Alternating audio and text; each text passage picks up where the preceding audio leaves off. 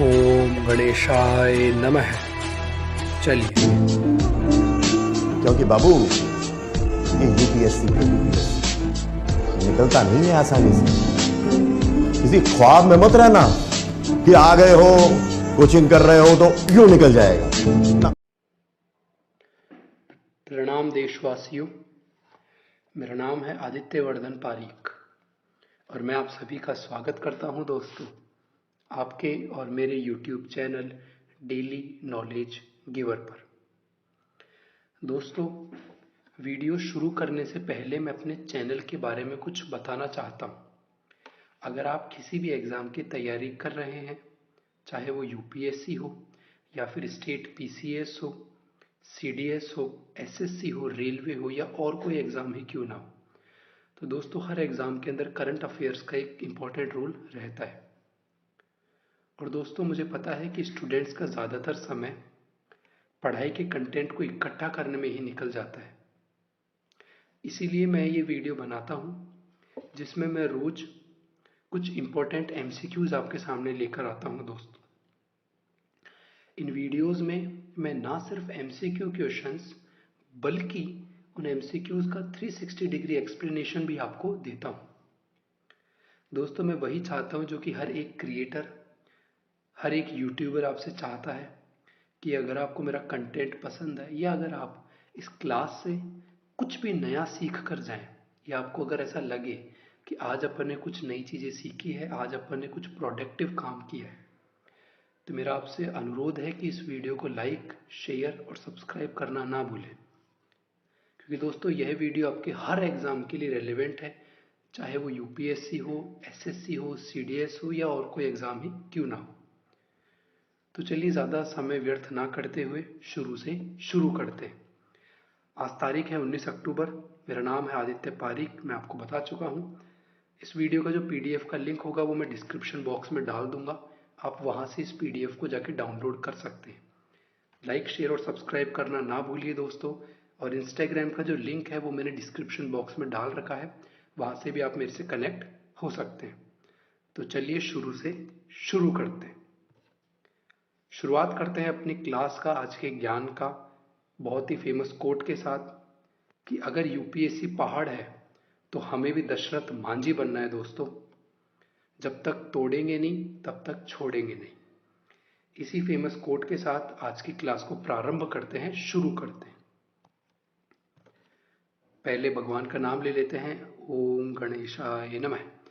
ये दोस्तों लाल बाग के गणेश जी है। लाल बाग बेसिकली लाल बागचा भी इनको बोलते हैं। लाल बागची महाराष्ट्र के अंदर इनका मंदिर है, बहुत बड़ा, मुंबई में। कभी जाएं तो जरूर दर्शन करिएगा। चलिए, सबसे पहला सवाल आपकी स्क्रीन के ऊपर दोस्तों, क्वेश्चन नंबर 1। और ये क्वेश्चन दोस्तों यूपीएससी का प्रीवियस ईयर क्वेश्चन है।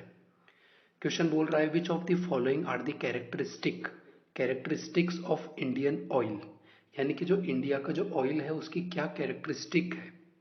आपको 3 ऑप्शन दे रखे हैं दोस्तों। राइट आंसर है ऑप्शन ए, 1 एंड 2। यानी कि दोस्तों इंडियन जो ऑयल होता है उसके अंदर हाई ऐश होता है प्लस लो सल्फर कंटेंट होता है। ध्यान रखिएगा, इंडियन ऑयल के अंदर हाई ऐश होता है प्लस लो सल्फर होता है दोस्तों। इस मैप के अंदर आप देख सकते हैं major coal fields of India. Lignite का जो है वो तमिलनाडु रीजन के अंदर बहुत ज़्यादा लिग्नाइट मिलता है। आप झारिया और बोकारो का नाम देख रहे हैं, बाकी आप यहाँ पर जो है रानीगंज का नाम देख रहे हैं। ये सारी के सारी दोस्तों मेजर कोल फील्ड्स हैं इंडिया की। एक्सप्लेनेशन पार्ट आप देख सकते हैं, coal is the most important and abundant fossil fuel in India. दोस्तों कोल जो है वो मोस्ट इंपॉर्टेंट फॉसिल फ्यूल है भारत का, और इंडिया के अंदर जो 55% एनर्जी है वो बेसिकली कोल ही पूरी करता है दोस्तों कोल बेसिकली अलग अलग टाइप्स के होते हैं। लाइक जैसे सबसे जो बेस्ट क्वालिटी का कोल होता है वो होता है एंथ्रासाइट, उसके बाद आता है बिट्यूमिनस, एंड देन फिर आता है लिग्नाइट। चौथे नंबर का एक और कोल होता है जिसका नाम होता है पीट। सो अगर आपसे कोई क्वेश्चन पूछ ले कि सबसे बेस्ट क्वालिटी का कोल कौन सा होता है, सो दैट इज एंथ्रासाइट। अब दोस्तों ये कैसे मालूम पड़ेगा कि कौन सा कोल जो है कितना ज़्यादा अच्छा है, तो ये मालूम पड़ता है उसके कार्बन कंटेंट की वजह से। जिस भी कोल के अंदर दोस्तों अगर कार्बन का कंटेंट जितना ज़्यादा होगा, इसका मतलब है कि वो कोल उतना ही ज़्यादा अच्छा है। सो ध्यान रखिएगा 3 टाइप्स के कोल होते हैं, एंथ्रासाइट, बिट्यूमिनियस एंड लिग्नाइट। एंथ्रासाइट के अंदर सबसे ज़्यादा कार्बन का कंटेंट रहता है। लिग्नाइट के अंदर दोस्तों 40 से 55% तक कार्बन कंटेंट रहता है, और बिट्यूमिनियस के अंदर 60 to 80% कार्बन कंटेंट रहता है। चलिए नेक्स्ट क्वेश्चन नंबर 2। ये क्वेश्चन दोस्तों आज का सबसे ज़्यादा इंपॉर्टेंट क्वेश्चन है, very very very very important question है ये मेरे हिसाब से यूपीएससी में भी डायरेक्ट पूछा जा सकता है या और कोई एग्जाम में भी पूछा जा सकता है। यहाँ पर आप जिनकी तस्वीर देख रहे हैं दोस्तों, इनका नाम है सेहन करुणतालिका, और ये दोस्तों श्रीलंका से बिलोंग करते हैं। इन्होंने ही हाल ही में बुकर प्राइज 2022 से इनको सम्मानित किया गया। Who has won the Booker Prize 2022? Right answer है option A, that is Sehan Karunatilaka. The Hindu का आप आर्टिकल देख रहे हैं, Sri Lankan author Sehan Karunatilaka wins 2022 Booker Prize. दोस्तों जो बुकर प्राइज है इसको अपन इंटरनेशनल बुकर प्राइज या मैन बुकर प्राइज के भी नाम से जानते हैं। ये बुकर प्राइज दोस्तों उस व्यक्ति को दिया जाता है जिसने कि अपनी बुक ट्रांसलेट करी हो इंग्लिश के अंदर, और इंग्लिश में ट्रांसलेट करने के बाद या तो उस बुक को यूके के अंदर पब्लिश किया हो या फिर आयरलैंड के अंदर पब्लिश किया हो। सो 2 कंडीशंस है दोस्तों बुकर प्राइज मिलने की। सबसे पहली कंडीशन है कि आपकी बुक इंग्लिश के अंदर होनी चाहिए। दूसरी कंडीशन है कि या तो आपकी बुक यूके में ट्रांसलेट करी गई हो या फिर आपकी बुक आयरलैंड के अंदर दोस्तों ट्रांसलेट करी गई हो। The International Booker Prize began हुआ था, यानी ये देना शुरू हुआ था 2005 से ये अवार्ड दिया जा रहा है। इस अवार्ड को मैन बुकर प्राइज के भी नाम से जानते हैं। दोस्तों बहुत सारे इंडियंस हैं जिन्होंने कि बुकर प्राइज को जीता है। यहाँ पर आप उनका नाम भी देख रहे हैं, लाइक सलमान रश्दी, वीएस नाइपॉल, किरण देसाई, अरविंद अदिगा, काजू हरी कुंजरू एंड रूपी कौर। ये दोस्तों कुछ नेम्स हैं जिन्होंने कि इंडियन ओरिजिन से बिलोंग करते हैं और इन्होंने बुकर प्राइज को जीता है। सो ये क्वेश्चन आज की क्लास का स्टार क्वेश्चन है दोस्तों। 2022 का बुकर प्राइज सेहान करुणतालिका जी ने जीता है। यहाँ पर आप द मैन बुकर साइट की ही इमेज देख रहे हैं। Sehan Karunatilaka has won the Booker Prize 2022, और इनका एक नोवेल आया है दोस्तों जिसका नाम है 7 मून्स ऑफ माली अल्मीडा। इसी नोवेल के लिए बेसिकली इनको ये बुकर प्राइज से सम्मानित किया गया। यहाँ पर देखिए आप, यहाँ देखिए दोस्तों, the 7 moons of Mali Almeida नाम का एक नोवेल है, और इसी नोवेल के लिए ही इनको बुकर प्राइज से सम्मानित किया गया है। अगला क्वेश्चन नंबर 3, और ये क्वेश्चन भी काफी ही रेलिवेंट क्वेश्चन है। Uniform civil code is mentioned in which article? इसका राइट आंसर है दोस्तों option A, article 44। Uniform civil code article 44 के अंदर मेंशन है। Uniform civil code is one that would provide for one law for the entire country. यानी कि uniform civil code ये कहता है कि एक कानून होना चाहिए हर धर्म के लिए। फर्क नहीं पड़ता आप हिंदू है, मुस्लिम है, सिख है, ईसाई है, जिस भी धर्म के हैं आपको एक ही कानून फॉलो करना पड़ेगा। वो एक कानून आपको अपनी मैरिज में भी फॉलो करना है, डाइवोर्स में भी फॉलो करना है, बर्थ में भी फॉलो करना है, प्रॉपर्टी के एक्सेशन में भी उसी कानून को ही फॉलो करना है। इसी कानून को ही अपन बोलते हैं दोस्तों यूनिफॉर्म सिविल कोड। तो क्या सर अभी तक इंडिया में ये इम्प्लीमेंट हुआ है? जी नहीं, इंडिया में अभी तक यूनिफॉर्म सिविल कोड को इम्प्लीमेंट नहीं किया गया। So uniform civil code applicable to all religious communities in their personal matters such as marriage, divorce, inheritance, adoption etcetera. सो आप चाहे किसी भी रिलीजन से बिलोंग करते हैं, अगर आप मैरिज कर रहे हैं, डाइवोर्स ले रहे हैं, अडॉप्शन हो रहा है आपका, तो आपके ऊपर एक ही कानून लगेगा, कोई फर्क नहीं पड़ता आप किस रिलीजन से बिलोंग करते हैं। आर्टिकल 44 ऑफ इंडियन कॉन्स्टिट्यूशन के अंदर दोस्तों ये मेंशन है यूनिफॉर्म सिविल कोड। आप सबको पता होना चाहिए कि जो आर्टिकल 44 है इंडियन कॉन्स्टिट्यूशन का, वो एक डीपीएसपी है, यानी कि डायरेक्टिव प्रिंसिपल्स है।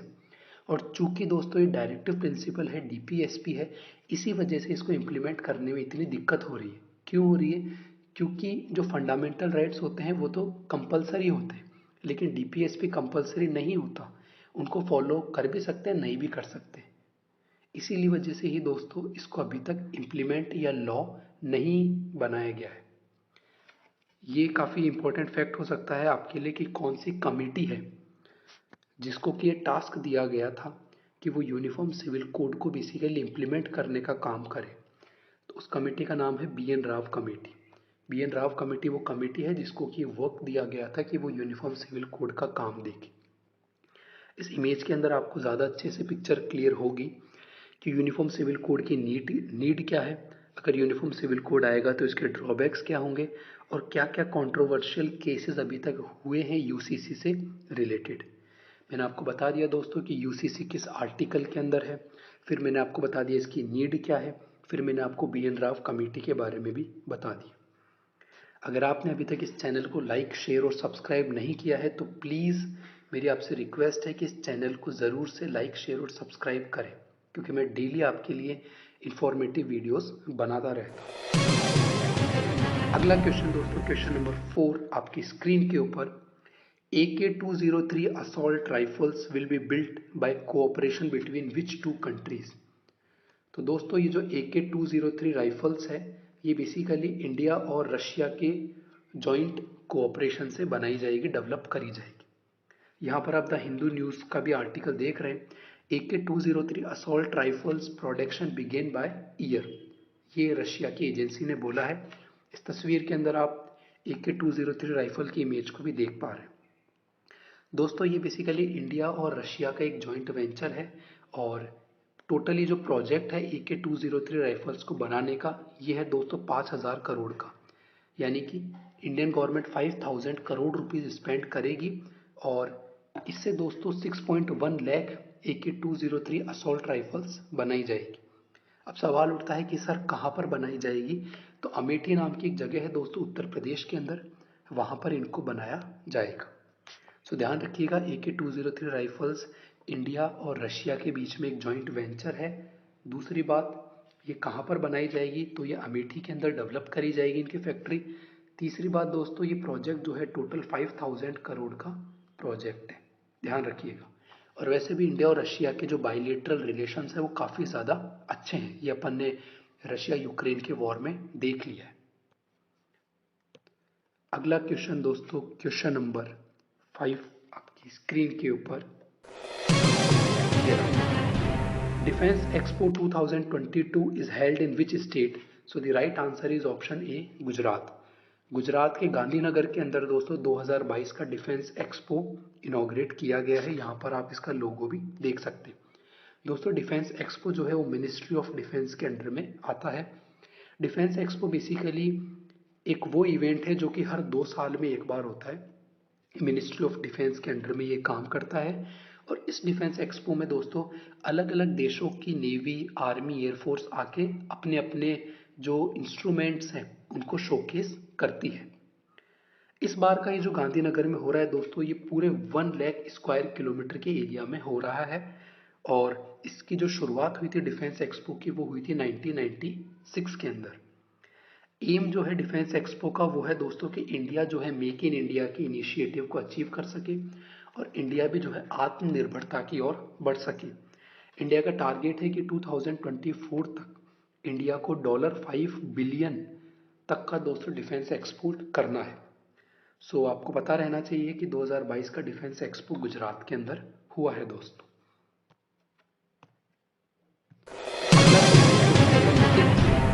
स्क्रीन के ऊपर, रिसेंटली रिलायंस जियो है selected which company as equipment provider in 5G।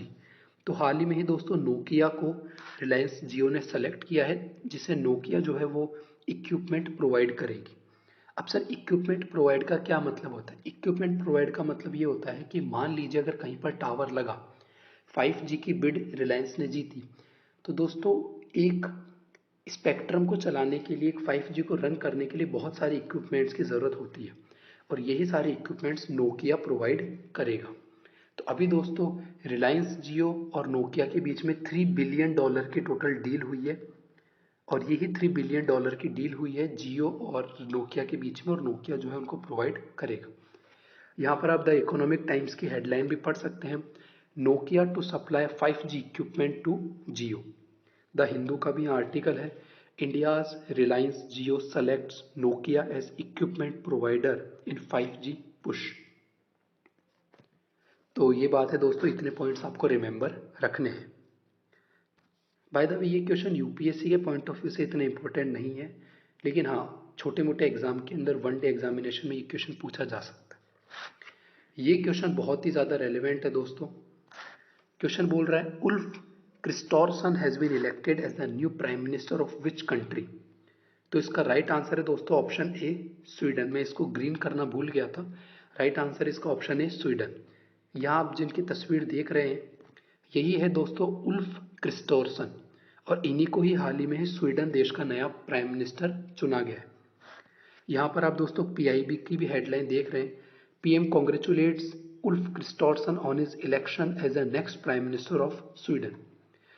तो दोस्तों ये मैं क्यों लगाता हूँ ये पिक्चर्स पीआईबी की, टाइम्स ऑफ इंडिया की, द हिंदू की, जिससे आपको ये पता चल सके कि जो मेरा कंटेंट रहता है वो सिर्फ एक न्यूज़पेपर से स्टक नहीं रहता।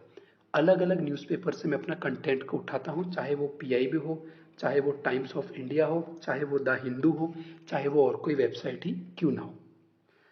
अब दोस्तों कुछ बात स्वीडन की लोकेशन के बारे में कर लेते हैं। ये है दोस्तों स्वीडन, ये लोकेशन है स्वीडन। स्वीडन की जो कैपिटल है वो है स्टॉकहोम, और स्वीडन के जस्ट नीचे आप जो सी देख रहे हैं दोस्तों ये है बाल्टिक सी। बहुत बार क्वेश्चन होता है कि ये पूछ लिया जाता है कि 3 बाल्टिक नेशंस कौन से हैं, तो वो है एस्टोनिया, लेटविया एंड लिथुआनिया। तो आपको पता रहना चाहिए 3 बाल्टिक नेशंस है ये, और फिनलैंड और नॉर्वे के बीच में है दोस्तों स्वीडन। इसी स्वीडन के ही नए प्रधानमंत्री नियुक्त किए गए हैं उल्फ क्रिस्टोफरसन। अगला क्वेश्चन, क्वेश्चन नंबर 8, और ये क्वेश्चन स्पोर्ट्स के पॉइंट ऑफ व्यू से बहुत ज़्यादा रेलेवेंट है, और अपन ने कुछ पेपर के एनालाइज करें यूपीएससी के प्रीलिम्स के, तो अपन देख सकते हैं कि यूपीएससी अब स्पोर्ट्स से भी क्वेश्चन पूछने लग गया है दोस्तों। सो आपको पता होना चाहिए कि जो एशियन फुटबॉल कॉन्फेडरेशन है 2023 की, AFC 2023, उसको होस्ट करेगा दोस्तों कतर, और कतर दोस्तों फीफा वर्ल्ड कप को भी होस्ट करने वाला है। सो कतर से रिलेटेड 2 फैक्ट बहुत इंपॉर्टेंट है। सबसे पहला फैक्ट, AFC 2023 को ये होस्ट करेगा, and second fact is that जो फीफा वर्ल्ड कप है दोस्तों ये उसको भी होस्ट करने वाला है। यहाँ पर आप टाइम्स नाउ की रिपोर्ट देख सकते हैं, Qatar to host AFC Asian Cup 2023। एक मैं आपका एक्स्ट्रा फैक्ट आपकी नॉलेज में ऐड कर दूं कि जो फीफा वर्ल्ड कप होगा दोस्तों कतर में होगा, और इसका जो स्पॉन्सरशिप दी गई है वो इंडियन कंपनी बायजूस को दी गई है। यहाँ पर आप वर्ल्ड का मैप देख सकते हैं, ये है अरेबियन सी, और ये जो है दोस्तों ये है कतर। कतर की कैपिटल है दोहा। सो ध्यान रखिएगा AFC 2023 बेसिकली कतर के अंदर इनॉग्रेट किया जाएगा दोस्तों। अगला क्वेश्चन आपकी स्क्रीन के ऊपर ये रहा दोस्तों, who has become the new president of BCCI। Very very important question में से एक है दोस्तों ये। सौरव गांगुली जी को रिप्लेस करके हाल ही में ही BCCI के नए प्रेसिडेंट नियुक्त हो चुके हैं रॉजर बिन्नी। यहाँ पर आप इनकी इमेज भी देख पा रहे हैं, यही है दोस्तों रॉजर बिन्नी। ये है दोस्तों BCCI का लोगो, ये है द हिंदुस्तान टाइम्स की headline, Sourav Ganguly's first reaction after Roger Binny replaces him as new BCCI president. कल दोस्तों मैंने आपको सौरव गांगुली जी से रिलेटेड एक फैक्ट बताया था, एक इन्फॉर्मेशन साझा करी थी आपसे, कि जो बंधन बैंक है, शॉर्ट फॉर्म में इसको BB बोल देते हैं, जो बंधन बैंक या जो BB है, इसके ही न्यू ब्रांड एम्बेसडर जो बनाए गए हैं वो बनाए गए हैं सौरव गांगुली। सौरव गांगुली न्यूज़ में है, ध्यान रखिएगा। सौरव गांगुली जी को रिप्लेस करके रॉजर बिन्नी साहब जो है नए बीसीसीआई के प्रेसिडेंट बन चुके हैं, ध्यान रखिएगा दोस्तों। अगला क्वेश्चन नंबर 10, और ये क्वेश्चन मैं आपसे कल भी डिस्कस कर चुका हूं, लेकिन आज मैं इसको दोबारा आपसे डिस्कस कर लेता हूं क्योंकि ये रेलेवेंट क्वेश्चन है। Which company has developed India's first aluminium freight train rake? तो दोस्तों फ्रेट का मतलब होता है गुड्स, सामान, इसको आप ये समझ लीजिए मालगाड़ी। तो दोस्तों हाल ही में ही जो हिंडाल्को कंपनी है, इस हिंडाल्को कंपनी ने इंडिया की सबसे पहली एल्यूमिनियम की मालगाड़ी बनाई है। सवाल उठता है कि एल्यूमिनियम की मालगाड़ी बनाने की क्या ज़रूरत थी? तो दोस्तों एल्यूमिनियम की जब मालगाड़ी बनाएगी तो नॉर्मल सी बात है, इसका वेट कम होगा। अगर वेट कम होगा दोस्तों तो उसके अंदर जो डीजल डलता है, जो ऑयल का यूज़ होता है, उसका कंजम्पशन भी बहुत ज़्यादा कम होगा। इसकी वजह से इंडिया का जो ऑयल इंपोर्ट का खर्चा है वो भी बचेगा, और अगर ऑयल इंपोर्ट का खर्चा बचेगा तो अपने जो फेडरल रिजर्व्स होते हैं दोस्तों वो भी इंक्रीज होंगे। तो आप समझ सकते हैं एक छोटी सी चीज़ से सारी चीज़ें दोस्तों इंटरकनेक्टेड है कि एल्यूमिनियम की ट्रेन बनाना जिसकी वजह से वेट का रिड्यूस होना, ऑयल का कम होना, और ऑयल का कम होने से फेडरल रिजर्व का इंक्रीज होना। तो आप आई होप कि आप कनेक्ट कर पा रहे हैं। देख सकते हैं दोस्तों इंडिया के जो रेलवे मिनिस्टर है अश्विनी वैष्णव, उन्होंने इस ट्रेन को लॉन्च किया है फ्रॉम ओडिशा। यहाँ पर आप द टाइम्स ऑफ इंडिया का आर्टिकल देख रहे हैं, India's first aluminium freight rake introduced by Hindalco for Indian railways. So remember रखिएगा कि हाल ही में ही ओडिशा के अंदर हिंडाल्को कंपनी ने भारत की सबसे पहली एल्यूमिनियम फ्रेट ट्रेन रेक का अनावरण किया है, और इंडिया के जो रेलवे मिनिस्टर है दोस्तों वो है अश्विनी वैष्णव जी। सो आज अपन ने बहुत सारी बातें करी दोस्तों। आज अपन ने एल्यूमिनियम ट्रेन के बारे में जाना, अपन ने हिंडाल्को कंपनी के बारे में जाना, अपन ने ये जाना बीसीसीआई के नए जो है वो प्रेसिडेंट कौन बनाए गए हैं। उसके बाद अपन ने एक क्वेश्चन यूपीएससी का प्रीवियस ईयर क्वेश्चन लिया, और भी बहुत सारी इंफॉर्मेशन अपन ने गैदर करी। यूसीसी के बारे में अपन ने आज जाना। सो मैं आशा करता हूँ कि आपको मेरा कंटेंट, वीडियोस और मेरा एक्सप्लेनेशन अच्छा लगा होगा।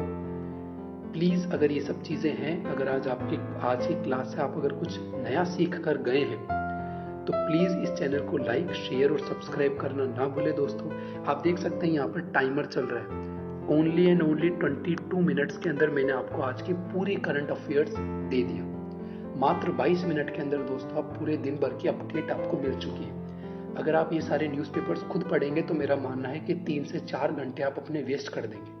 मैं आपके लिए डेली सारे सोर्सेज के जो इंपॉर्टेंट कंटेंट होता है वो लेकर आता हूँ विद 360 डिग्री एक्सप्लेनेशन। इस वीडियो का पीडीएफ लिंक मैं दोस्तों डिस्क्रिप्शन बॉक्स में दे दूंगा। बहुत बहुत धन्यवाद। इसी तरीके सपोर्ट करते रहिए। आज का दिन आपका शुभ जाए। Thank you.